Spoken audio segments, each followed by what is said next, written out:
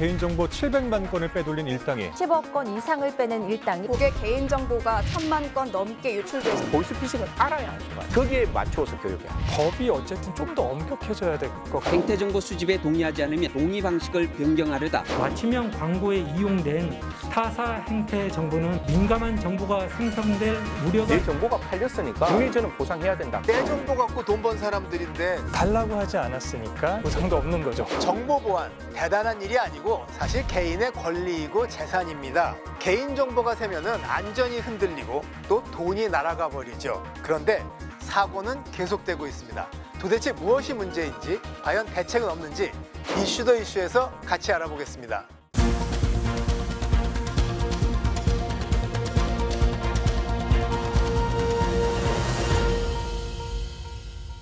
네, 남들 안 하는 속 깊은 이야기를 해봅니다. 안녕하세요. 이슈 더 이슈 박찬입니다.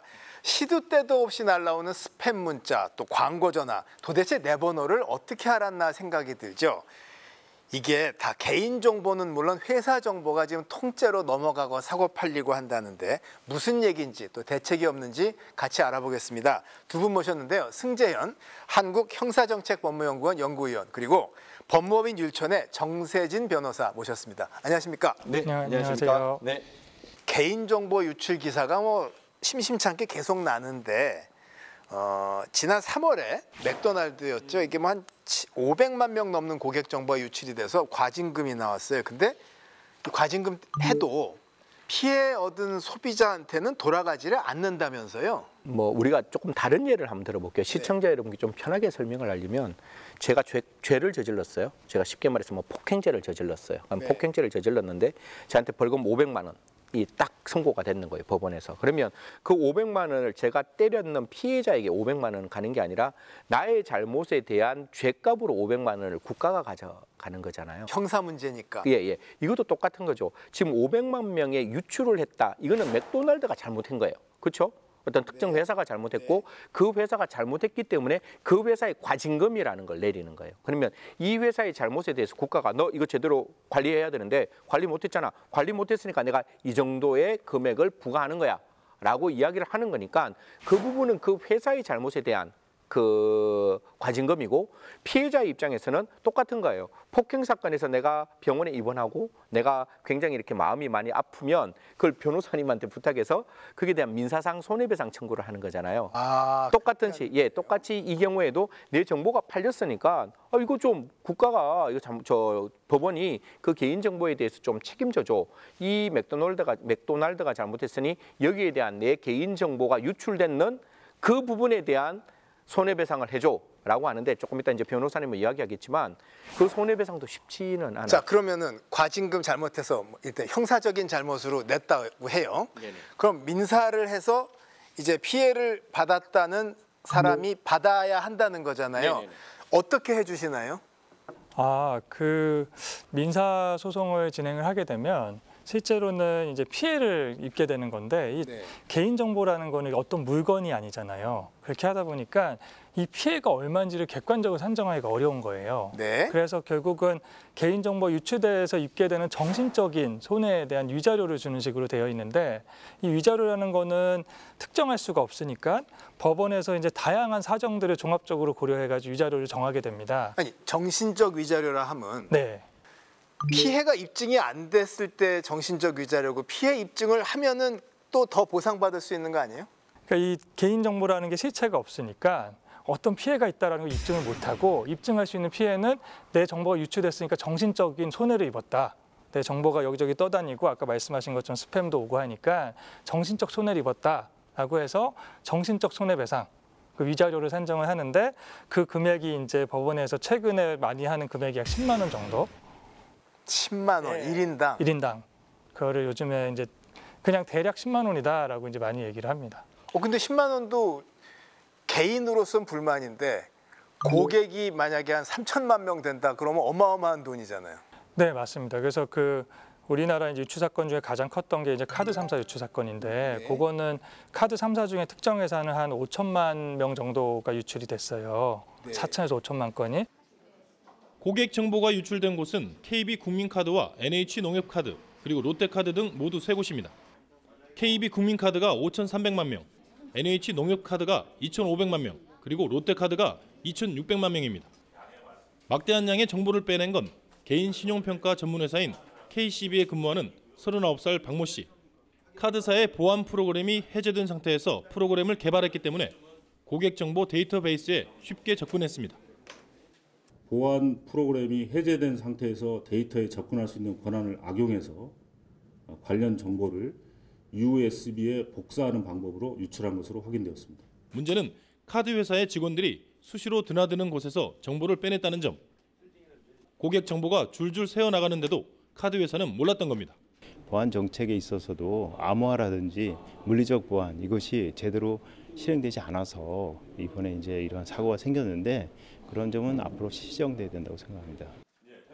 검찰은 전자금융거래법 위반 혐의 등으로 박 씨와 조 씨를 구속 기소하고 이 씨를 불구속 기소했습니다. 그래서 그때 이제 다 소송을 제기한다라고 하면 엄청난 금액이었겠죠. 네. 그런데 이 아까 그 박사님 말씀 주신 것처럼 다 소송을 제기하지도 않고 그리고 이 절차가 되게 귀찮거든요.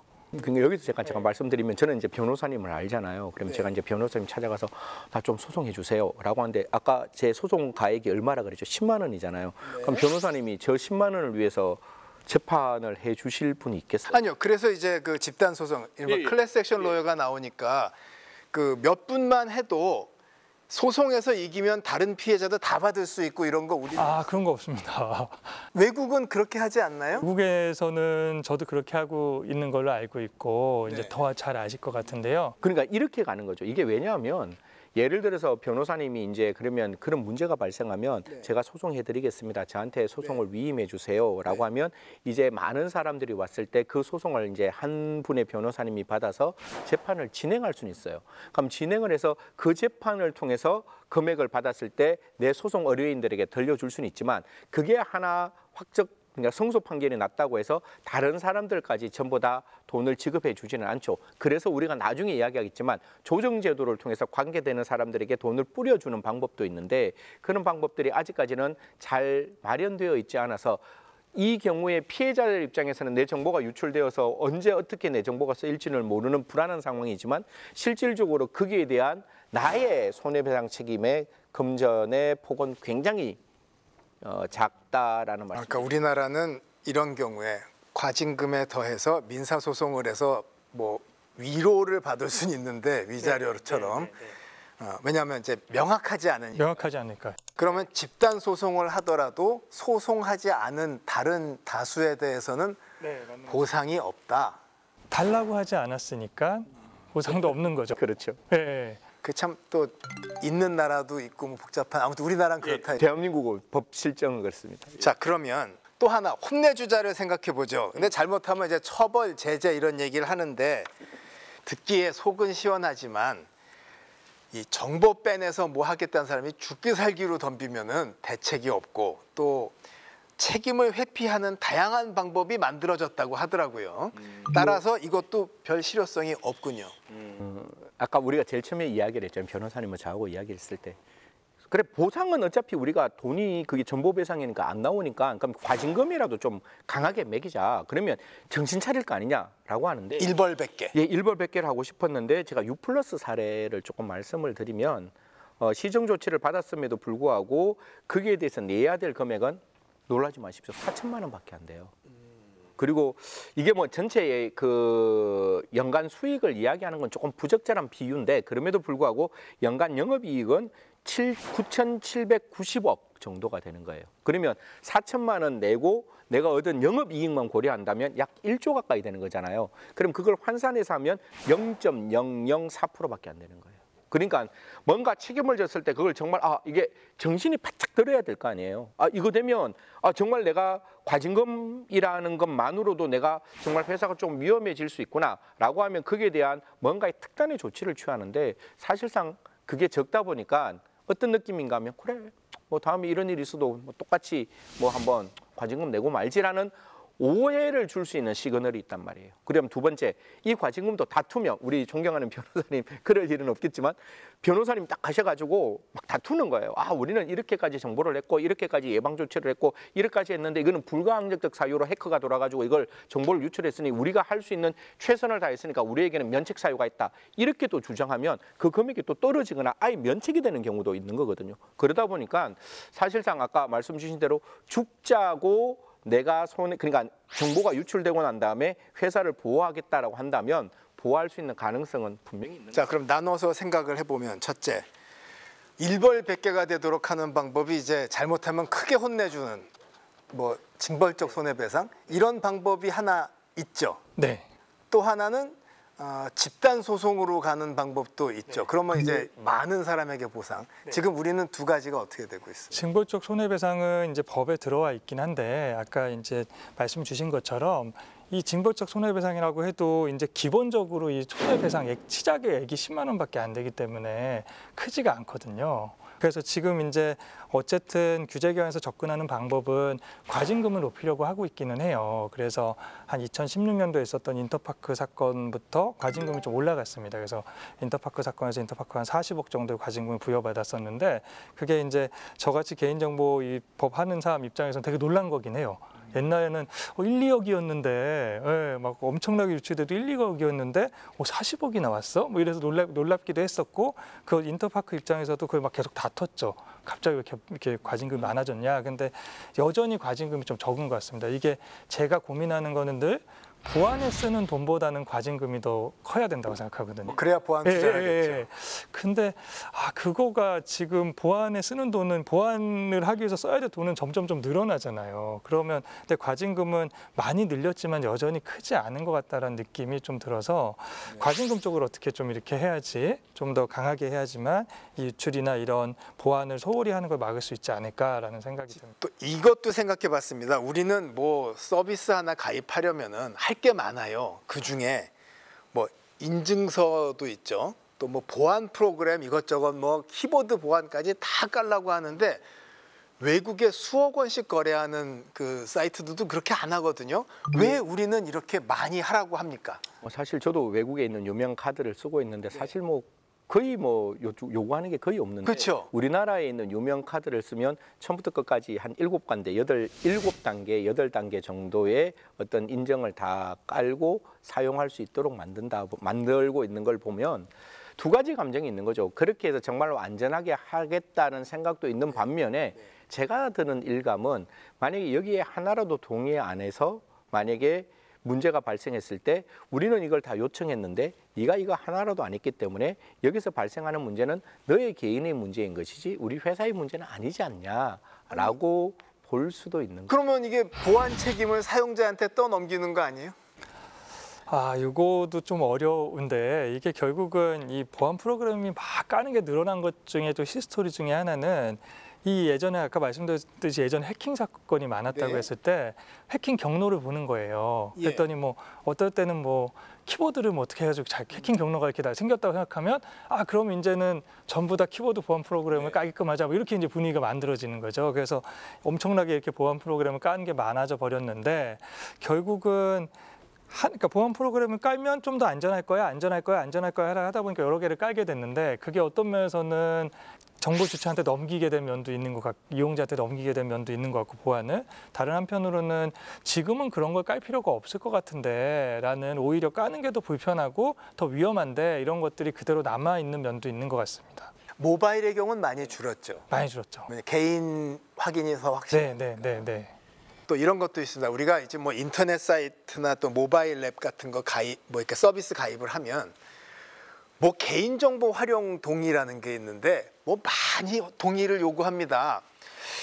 이거 어디다 쓸래나 하는데 실제로 뭐 상업적으로 마구 막 팔린다 소리도 있고 그 뭐 뭘 잔뜩 물어봤나 참 황당하거든요. 그렇죠. 뭐 저희들 클릭하다 보면 저는 보통 이제 일괄 클릭을 많이 해요. 왜냐하면 그 어차피 나와 있는 내용들이 회사에서 당연히 그 우리 소비자들한테 필요한 내용이니까 그거를 이제 요청하는 거겠구나라고 생각해서 일괄 동의를 누르다 보면 첫 번째, 두 번째, 세 번째는 굉장히 중요한 내용인데 마지막 내용 같은 거 보면 굳이 내가 클릭을 안 해도 되는 뭐 예를 들어 텔레마케팅에 나의 정보를 동의하는 것을 허용합니다. 뭐 이런 정보 제3자 상업적 이용 넘기는 게 들어와 있는데 저는 이런 부분은 조금 이렇게 일괄 동의 안에서는 아예 빠져가 있고 그거는 정말로 그 소비자에게 반드시 따로 클릭을 할 수 있도록 만드는 게 필요하지 않을까 그렇게 말씀드리겠습니다. 그러니까 제가 혹시라도 이제 들으시는 분 오해하실까 봐 첨언을 하면 이 개인정보보호법은 이제 관할하는 기관이 개인정보보호위원회라는 데가 있어요. 근데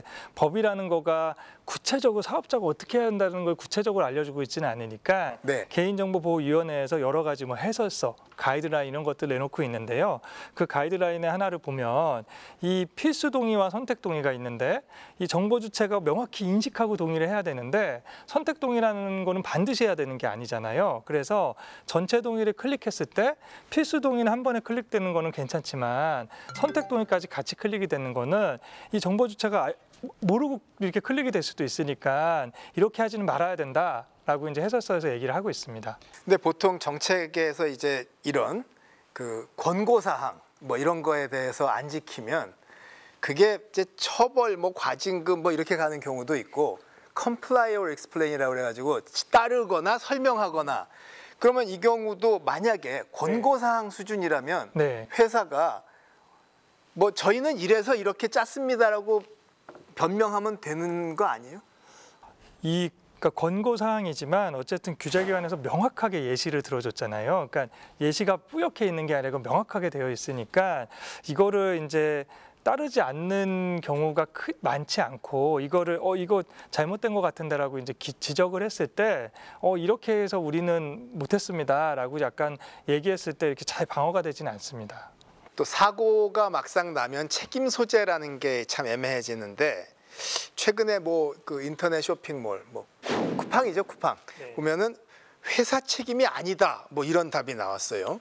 이게 이제 서버가 두 가지다 보니까 그런 거예요. 쉽게 말하면 쿠팡에서 회사 서버와 그 회사 서버에서 또 사용하지 않는 다른 서버가 있는데 쿠팡에서 이야기하는 거는 내가 갖고 있는 우리 회사 네트워크에서는 정보가 유출되지 않았다.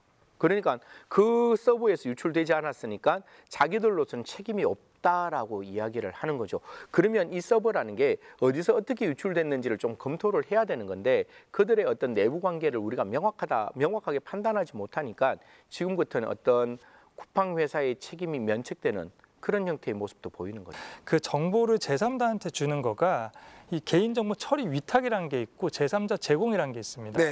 처리 위탁이라는 거는 이 내 일을 대신해달라고 이제 정보를 주는 거예요. 예를 들면 쇼핑몰과 배송업체의 관계. 그렇죠. 쇼핑몰은 고객과의 관계에서는 물건도 자기네가 갖다 주는 게 맞거든요. 근데 배송업체가 쇼핑몰을 대신해 주는 거잖아요, 업무를. 이럴 때는 이제 위탁 관계라고 해가지고 동의도 받지 않고 그 배송업체가 관리하는 정보도 여전히 쇼핑몰의 관리 영역에 있습니다.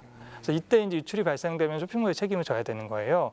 근데 이 제3자 제공이라는 거는 내 일을 대신해 주는 게 아니라 그 가져간 회사가 자기 마음대로 쓰는 거예요. 그래서 만약에 쇼핑몰이 보험사한테 정보를 줬는데 보험사가 자신의 보험 상품을 막 파는데 써요. 그러면 받은 애들이 자기 목적대로 마음대로 쓰는 거니까 이걸 제3자 제공이라고 하고 대신 이렇게 넘길 때는 정보 주체 고객한테 동의를 받게 돼요. 동의를 받게 되면 동의를 받아서 넘긴 거니까 이제는 이 쇼핑몰, 여기서는 뭐 쿠팡이라고 하겠지만 이 쇼핑몰의 관리 영역이 아닌 거예요. 그 가져간 사람의 관리 영역인데 이 사건에 대해서 이제 쿠팡이 어떻게 이제 지금 유출 경로를 추정하고 있냐면 쿠팡 서버에서 유출된 게 아니라 판매자들, 입점에 있는 판매자들의 계정을 통해서 유출됐다고 생각을 하는 건데 이게 고객 입장에서는 좀 받아들이기가 어려운 거죠. 고객 입장에서는 어쨌든 내가 쿠팡한테 준 정보고 쿠팡 플랫폼에서 발생하는 거니까 이 정보는 계속 쿠팡이 관리하고 있는 것처럼 생각하게 되거든요. 그게 어떻게 보면 뭐 당연한 생각일 수도 있고 한데 이거는 결국은 플랫폼과 입점 업체들이 이제 정보를 이렇게 공유하는 과정에서 이 단순히 아까 말씀드린 동의했으니까 이쪽 거, 동의 안 했으면 이쪽 거 이렇게 나누는 그런 법률적인 이분법적인 그런 공식이라든가 아니면 그런 인식들 이 좀 개선돼야 될 것 같아요. 이 부분은 이제 결국 이게 참 시청자 여러분들한테 너무 좀 그런 게 이게 계약의 해석의 문제잖아요. 그러니까 이게 우리는 법률 전문가니까 위탁인지 삼자의 정보 제공 그렇죠. 이걸 정확하게 구별할 수 있지만 소비자의 입장에서는 아니 내가 제일 처음에 원천을 A라는 쿠팡에 줬다. 그럼 쿠팡이 그거를 어떻게 넘기든 그 넘기는 거에 대한 사후 책임까지 같이 져줘야 되는 거 아니냐라는 게 일반적인 어떤 시선의 문제인 것이고 그 시선의 문제에서 이제 법은 그거를 좀 세분화시켜서 위탁이냐 삼자 제공이냐는 문제를 나누고 있는 부분인 거예요. 그래서 다시 이것도 저는 하나로 묶어서 좀 봐야 된다는 거죠. 그러면 과연 이런 상태의 이러한 법제를 우리가 받아들일 것이냐 아니면 이런 법제를 하나로 묶어서 연대 책임을 지게 할 것이냐. 민법에도 돈을 빌린 사람이 연대 책임을 지는 경우도 있잖아요. 그러면 그런 부분에 대해서는 이제 우리의 영역이 아니라 국회에서 이 부분에 대한 공청회를 열고 이런 부분에 대해서 국민의 시선과 맞지 않으니 이런 부분에서 어떻게 기업의 책임을 물을 수 있는가에 대한 법리적 논쟁을 통해서 이러한 어떤 국민들의 시선에 맞지 않는 이런 형태 위탁이냐 삼자 제공이냐에 따라서 어떤 시장이 달라지는 모습을 조금 막아야 될 필요가 있지 않느냐는 거죠. 자, 그래서 바로 말씀하신 것처럼 이제 점점 국민정서법이 중요해지고 있는데 시민들 반응을 좀 봤습니다. 한번 위원님 보시면요, 한번 읽어보세요. 쿠팡은 범죄 온상인 듯 판매자 관리를 안 하는 것 같다. 세죠, 그죠? 예. 취재 후에도 쿠팡에서는 중국 유령 업체 아직 차단을 안 했다. 그래서 결국 나는 쿠팡을 떠나겠다. 안녕. 루팡. 쿠팡 보고 루팡이라고 하는군요. 도망. 변호사님 뒷다줄 거 좀. 형사 고발하면 중국 업체를 잡을 수 있나요? 못 잡는다 이거죠? 그렇겠죠. 네. 보이스피싱에 이용되겠네. 이건 정보가 나갔으니까 뭐 이런 얘기겠죠. 자, 이게 뭐 누구 책임 위탁 뭐 이런 거보다 아무튼 못 믿겠다는 거잖아요. 그래서 소송을 불사한다 말은 하는데 쉽지가 않죠. 이 아까 카드 3사 유출 사건이나 인터파크 사건 같은 게 최종 판결까지 5년이 걸렸어요. 아이고. 그 10만 원을 받았는데 5년이 걸렸습니다. 그래서 소송을 한다는 게 여러 가지로 좀 쉽지가 않은 문제가 있습니다. 보이스피싱의 경우도 마찬가지로 어려움이 있는 거죠?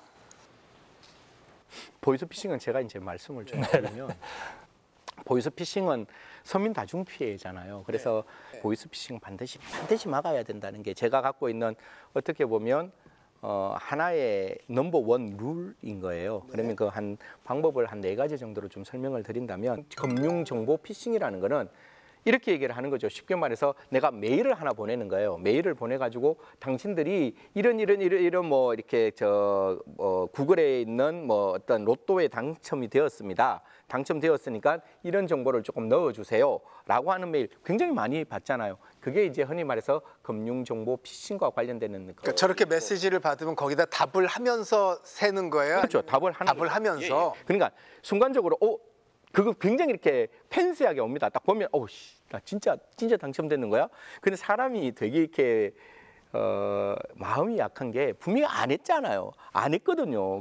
응모 자체를 안 했다. 응모 자체를 안 했는데 이게 됐다면 나도 모르게 응모가 됐나? 뭐 이런 생각을 해서 이제 정보를 보낼 수가 있는 것이고 스피어 피싱이라는 거는 가장 대표적으로 직접적인 공격을 하는 겁니다. 그래서 악성 메일을 보내고 그것을 클릭을 하면 그 안에 이제 특정 어떤 그 불법적인 그러니까 뭐 흔히 말해가 뭐 제가 이렇게 그 명칭을 말해도 되는지는 모르겠는데 디도스 같은 공격인 거예요. 그래서 그런 것들이 들어가서 원칙적으로 그 스마트폰을 감염을 시키는 거죠. 그러니까 메일이나 메시지를 받아서 어떻게 하면 감염된다? 그게 누르면 감염되는 거예요. 이거는 열면 감염. 열면? 예. 아무튼 그렇고 그다음에 그다음 세 번째 보이스피싱은 가장 대표적인 보이스피싱이죠. 우리가 해서 뭐 서울지방검찰청 승재현입니다라고 하는 이제 그 피싱이고 마지막이 액티브 피싱이라는데 사용자가 정보를 사용하고 있는 과정에서 직접적으로 개입하는 중간에서 탈취하는 기능인데 이런 것들이 흔히 말해서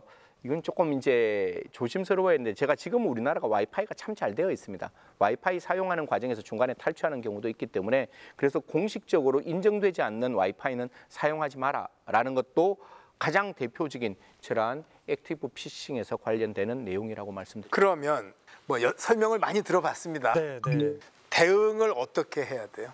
제가 이제 늘 얘기하고 싶은 것 중에 하나는 이 보이스피싱을 하거나 아까 메일로 하건 이제 아이디어 패스워드를 탈취하는 경우가 상당히 많잖아요. 근데 요새는 이제 다 앱으로 모든 걸 하고 있고 간편 결제, 뭐 간편 송금 이런 것들이 많이 있잖아요. 그런 걸 보면 아이디 패스워드를 넣고서 이제 뭐 간편 송금, 간편 결제가 될 수 있게 하기 위해서 중간에 하나의 뭔가 이제 한 번 더 확인하는 절차를 생략할 수가 있습니다. 그렇게 하다 보면 아이디 패스워드 탈취한 거 가지고 넣고서 그 간편 결제, 간편 송금해가지고 돈을 또 빼낼 수 있는 거거든요. 그래서 늘 얘기하는 거는 간편 결제, 간편 송금이 되기 전에 내 지문 정보나 아니면 내 얼굴 정보를 한번 인식하게끔, 그 좀 더 불편하긴 하겠지만 사용자가 그렇게 하나를 절차를 막아두면 어차피 그 지문 정보, 얼굴 정보는 제가 아니면 아무도 할 수 없는 거잖아요. 제 지문과 얼굴 정보는. 그래서 그렇게 하면 조금은 그 보이스피싱의 피해를 막을 수 있지 않을까. 여기서 이제 제가 뭐 보이스피싱은 워낙 이제 좀 건절해야 된다는 생각을 가지고 있어서 보이스피싱 조직들이 연령별로 타겟팅하는 거 아세요? 예, 뭐 20대에 20대가 가장 필요한 게 뭔지를 알아요. 그래서 그걸 이야기를 하고 특히 18세, 19세 때 12월에 가장 성행하는 게 수험생들에게 공짜로 무엇을 준다, 합격자 통지서 이런 걸로 이제 보이스피싱. 예를 들어 가지고 합격자 통지서가 나오면 얼마나 기다리고 있겠어요. 그렇죠. 네. 그러니까 그 대학교에 합격 통지서 나오면 이거 아무 생각 없이 그냥 클릭하는 거예요. 클릭하면 그 휴대폰 좀비폰으로 변하는 그런 상황이 되고, 그러다 보니까 이게 굉장히 타겟팅을 가는 거기 때문에 여기서 제가 또 말씀드리고 싶은 거는 거기에 맞추어서 교육해야 돼요. 무슨 말인가 하면 국가가 그냥 금융감독위원회가 그냥 멍하게 있는 게 아니라 그 타겟팅이 그렇게 나오면 거기에 맞추어서 맞춤식 교육을 해서 보이스피싱은 알아야 안 속아요. 그래서 좀 이런 부분에 대해서는 적극적으로 국가기관 뿐만 아니라 우리 언론에서도 새로운 형태의 보이스피싱이 나오면 반드시 그거는 좀 알려줘야 된다. 제가 정보기관하고 했던 게 뭔가 하면 외국에서 진정 보이스피싱 기법 있잖아요. 그 기법을 다 조사를 해서 각 나라에 있는 대사관에 그거를 뿌려주는 작업을 한번 했어요. 그러면 그 나라에 있는 국민들, 대한민국 국민이잖아요. 그럼 그분들도 보이스피싱 당하면 안 되는 거잖아요. 그래서 그런 어떤 선제적인 어떤 국가의 역할, 그런 것들이 좀 필요하지 않을까. 예, 듣다 보면은 학교 공부 말고도 공부할 게 나날이 많은데 또 이것도 있어요. 이렇게 사람을 뭘 끌어들여야 뭐 정보를 뺄 거 아니에요. 그러다 보니까 이제 그 사칭 계정이라는 게 나옵니다. 예를 들어서 뭐 우리나라에서 굉장히 돈 많다고 여겨지는 이재용 회장 같은 사람 계정 이렇게 딱 만들어 놓고 사람들이 막 수십만씩 모이는데 가짜거든요.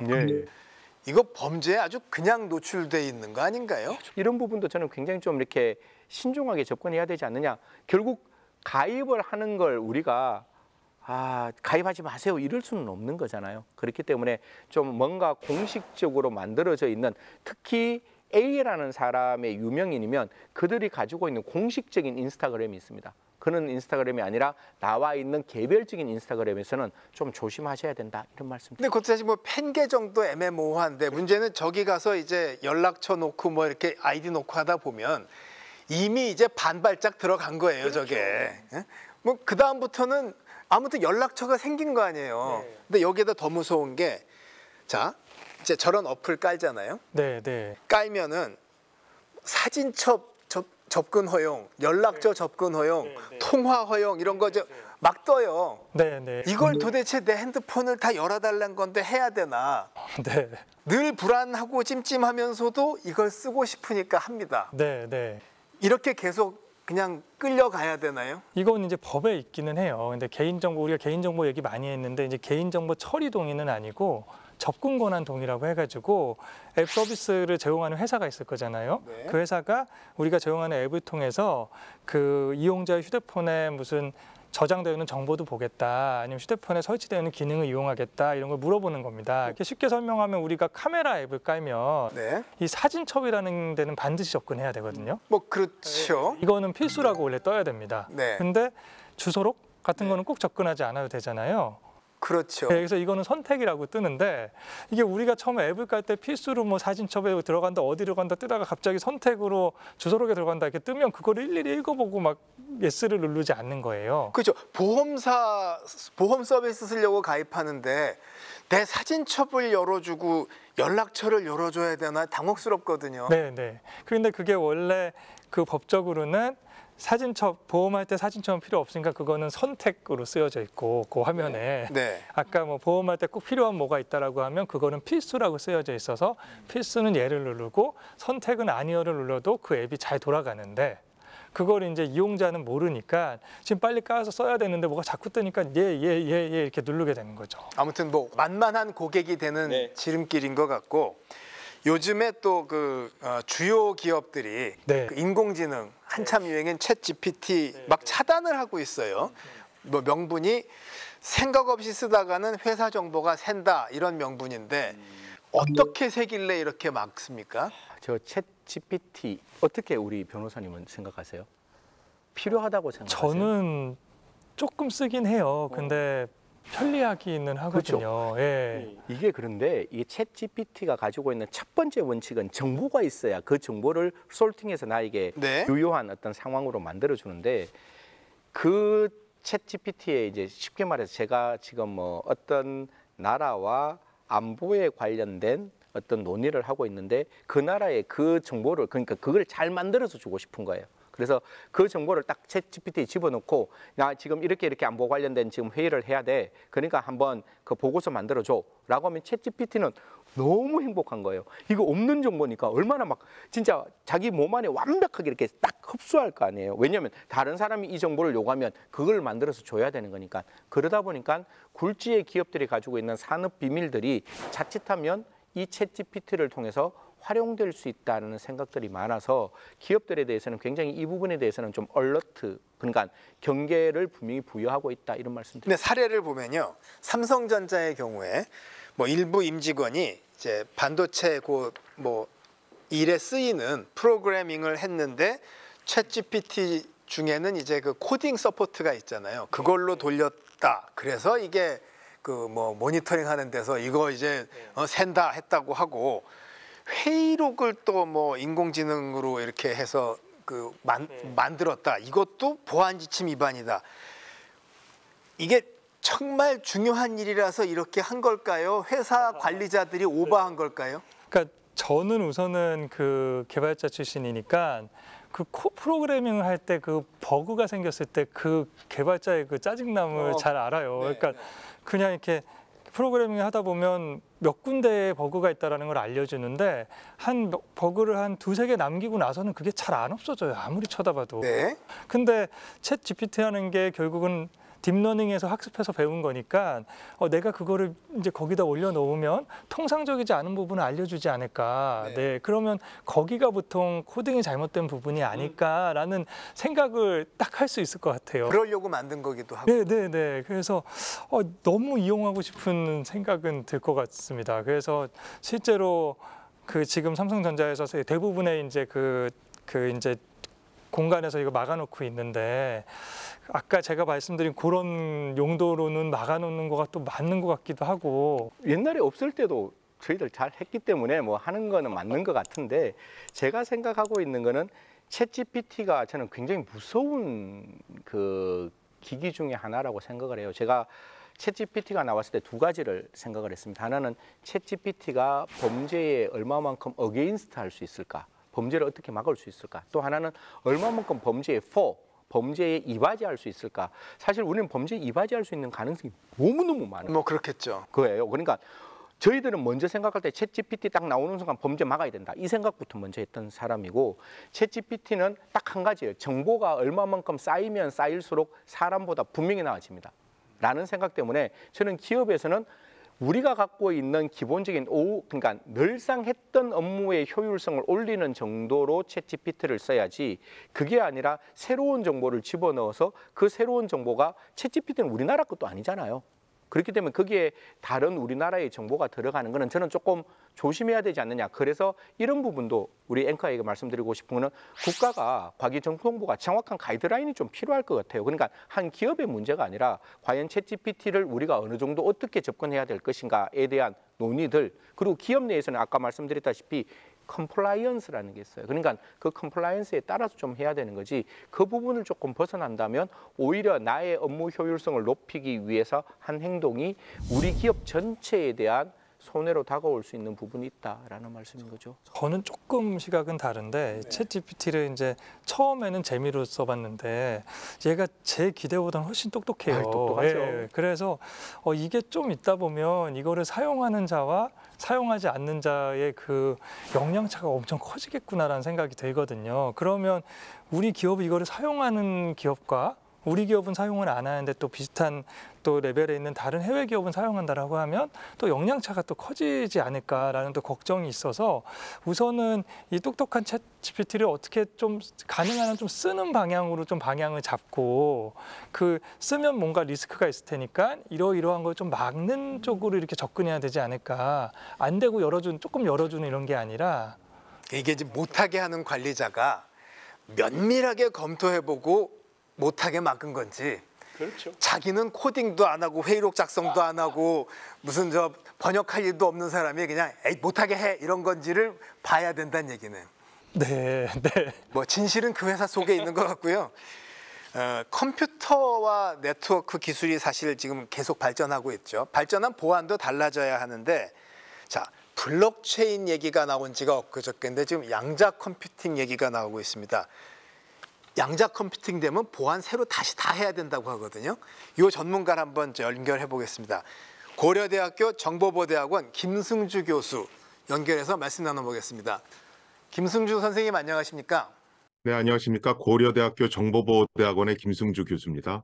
이 회사 정보 샌다고 지금 뭐 챗 GPT 같은 인공지능 사용을 막는다는 얘기를 우리가 했는데 자 그러면은요 검색 기록 이메일 뭐 다 이거 보안 정보잖아요. 또 클라우드 저장하는 것도 이게 다 보안 문제가 있는데 회사는 어디까지 틀어 막아도 되는 겁니까? 일단 챗 GPT라고 하는 게 옛날에 검색 엔진이 만들어졌을 때 논란과 비슷한 논란을 기업에 발생시키고 있다고 보시면 되고요. 우리가 챗 GPT에 어떤 것들을 질문을 할 때 기본적으로 우리 회사 내부에 있는 비밀 정보가 원치 않게 챗 GPT 서버가 있는 쪽으로 넘어갈 수도 있잖아요. 그래서 기업들이 그것에 대해서 어떤 원칙을 세워야 된다 이런 얘기를 하고 있는 것이고요. 정보보호 관점에서 거기에는 동의를 합니다. 네, 자 이제 좀 더 어려운 얘기인데 양자 컴퓨팅 이게 뭐 양자 컴퓨팅 본격화되면 지금 보안 체계다 무력해진다고 하거든요. 정말 쓸모 없어집니까? 이제 양자 컴퓨터라고 하는 것은 기본적으로 뭐 전자라든가 광자라든가 뭐 원자라든가 이런 것들의 중첩의 성질을 이용해서 연산 속도를 빠르게 하는 것 이렇게 생각하시면 됩니다.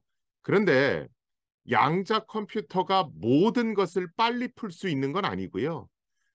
전 세계에 있는 여러 수학 문제 중에 한 60가지 정도의 수학 문제는 빠르게 풀어냅니다. 그런데 그 60가지 외의 문제들은 사실은 양자 컴퓨터를 이용해도 빨리 풀리진 않거든요. 그래서 우리가 쓰는 여러 가지 보안 체계 중에서 양자 컴퓨터가 빨리 푸는 이 60가지의 수학 문제를 이용하는 보안 체계는 양자 컴퓨터가 등장하면 쉽게 무력화될 수 있기 때문에 바꿔야 되는 거고요. 이 60가지 수학 문제 외에 다른 수학 문제를 이용한 여러 보안 체계들은 양자 컴퓨터가 개발돼도 안전하다. 이렇게 보시면 됩니다. 근데 문제는 양자 컴퓨팅은 아직 다 본격적으로 쓰지는 않는데 보안은 사실 먼저 좀 대비를 해야 된다. 이제 난감하잖아요. 안 쓰는 걸 대비하라니. 뭐를 어떻게 해야 됩니까? 양자 컴퓨터가 풀지 못하는 수학 문제들이 있죠. 아까 제가 말씀드렸듯이 그런 어떤 양자 컴퓨터로도 풀 수 없는 수학 문제를 이용한 그런 암호 기술을 양자 내성 암호 이렇게 얘기합니다. 양자에 견디는 성질을 갖고 있는 암호. 그래서 양자 내성 암호라고 그러고 영어로는 PQC라고 그럽니다. 포스트 퀀텀 크립토그래피라고 그래서 지금 이미 이 양자 내성 암호에 대한 표준화 작업은 마무리 단계에 진입했다라고 보시면 되고요. 물론 이것을 주도하고 있는 건 미국입니다. 그리고 미국은 미국 내에 있는 기존의 보안 체계를 이 양자 내성 암호로 전환하는 그런 작업을 이미 착수하고 있습니다. 자, 그러면 결론. 내 정보가 남들 다 마구 쓰는 이른바 공공재처럼 돼버리지 않으려면 요거는 꼭 명심해야 된다. 한 말씀 조언해 주시죠. 뭐 제가 어딜 가든 한 3가지 정도를 얘기합니다. 첫 번째는 내 개인정보가 해킹을 당해서 유출됐어. 이렇게 생각을 하시는데 사실 대부분은 본인이 개인정보를 아무 생각 없이 인터넷에 올리기 때문에 문제가 발생하는 경우가 많습니다.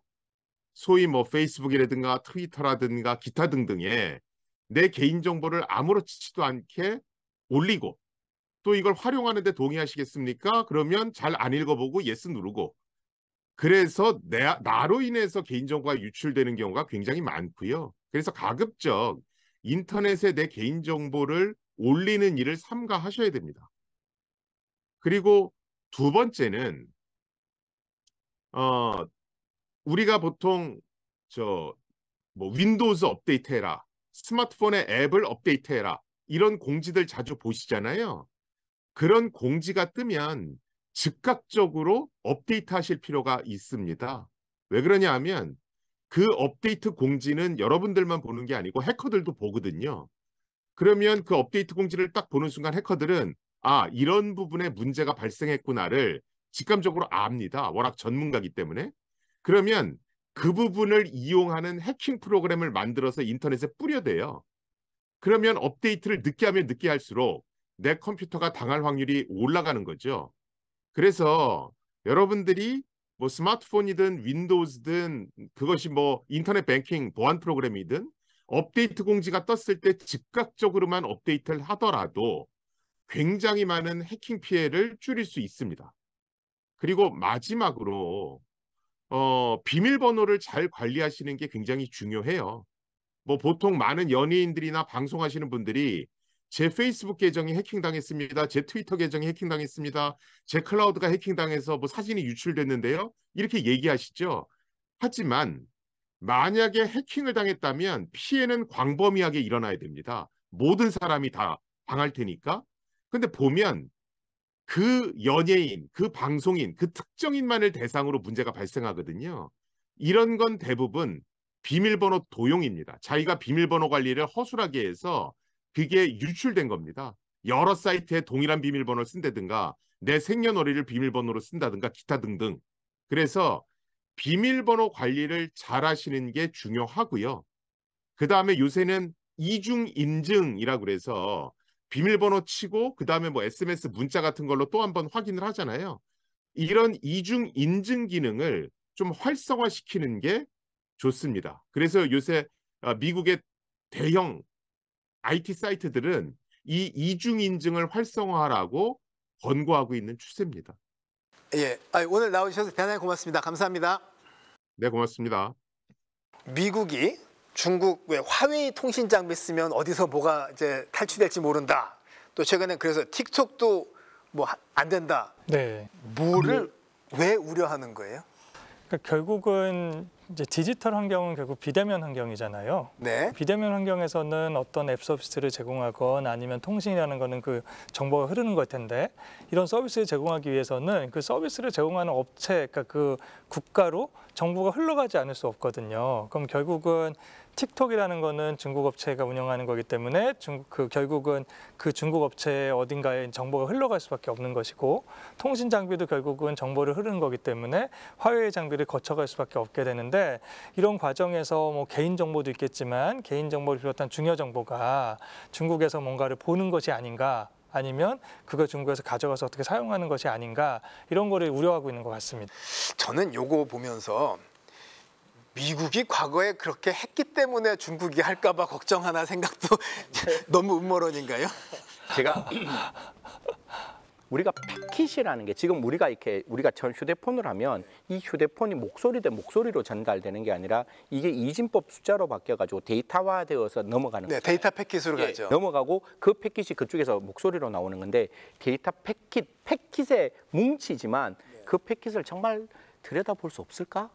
그 부분에 대해서 굉장히 우리 갑론을박이 있었어요. 볼 수는 있겠네요. 그런데 우리나라 헌법재판소에서 패킷은 감청이라고 이야기를 했어요. 이 말은 무슨 말인가 하면 법조인도 이제 패킷은 들여다볼 수 있다라고 이야기를 했던 부분이라서 사실 이런 부분은 굉장히 조심스러운 부분인 거죠. 그러니까 패킷은 그 양을, 트래픽 양을 보는 거다라는 게 불과 4, 5년 전의 이야기였고 그 안에 있는 내용은 우리가 들여다볼 수 없고 그건 기계가 그냥 그 정보를 아는 정도, 트래픽의 양을 보는 거다라고 했는데 제가 알기로는 그 트래픽이 들어가면 패킷을 내용, 트래픽만 보는 게 아니라 패킷에 있는 정보까지 충분히 그 인크립트라 그러죠. 암호화되는 거를 풀 수 있는 방법도 있지 않을까. 제가 잘은 모르지만 그 패킷이라는 게 이제 우리가 음성 데이터가 패킷으로 이렇게 쪼개져서 가면 뭉치로 가지 않고 덩어리에서 망을 타고 가다 네, 모이잖아요. 네, 그래서 네. 말씀하신 게 이제 패킷 빌링이라고 그래서 맞습니다. 과금할 때 양만 한다고 그러는데 인터셉트 하면은 보긴 보겠네요. 제가 참 조심스러워서 뭐 된다 안 된다라고 마침표는 못 찍겠지만 충분히 그럴 가능성이 있다. 자, 귀한 시간 내서 나와 주셨는데요. 이 얘기만은 내가 꼭 남겨야 되겠다. 한 말씀씩 해주신다면 먼저 신 박사님부터. 저 개인적인 생각에 정보는 매우 중요한 겁니다. 하지만 그 정보가 어떻게 사용되느냐에 따라서 그 정보는 우리 삶을 지울 수도 있고 우리 삶을 지킬 수도 있습니다. 국가에게만 그 정보를 보호하라고 요청하는 것이 아니라 우리 스스로 우리 정보를 어떻게 지켜가야 될지도 함께 고민하는 사회 되었으면 좋겠습니다. 변호사님. 저는 이제 그 우리나라가 개인정보 보호에 약간 치중해 있는 면이 있어요. 네. 지금 오늘 뭐 주제도 그런 건데요. 근데 활용도 상당히 중요하고 개인정보 활용이 있어야 또 우리나라의 미래가 있다고 생각하기 때문에 활용에 대해서도 좀 더 고민을 하고 활용을 하면서 어떻게 보호를 잘할 수 있을까? 활용을 잘한다는 전제하에서 어떻게 보완을 붙일 수 있을까? 이렇게 고민하는 것도 좀 필요할 것 같습니다. 네, 문자 메시지 하나 잘못 열면은 전 재산이 날아가죠. 또 정보가 돈인 세상인데 이것저것 마구 생각 없이 승인하는 거는 전쟁터에 맨몸으로 나서는 것이나 마찬가지입니다. 정말 뜻깊은 시간을 가져봤는데 대책 마련 함께 노력해야 되겠습니다. 자, 지금 두 분 수고해 주셨는데요. 한국 형사법무정책연구원 승재현 박사님 그리고 법무법인 율촌 정세진 변호사님 고생해 주셨습니다. 고맙습니다.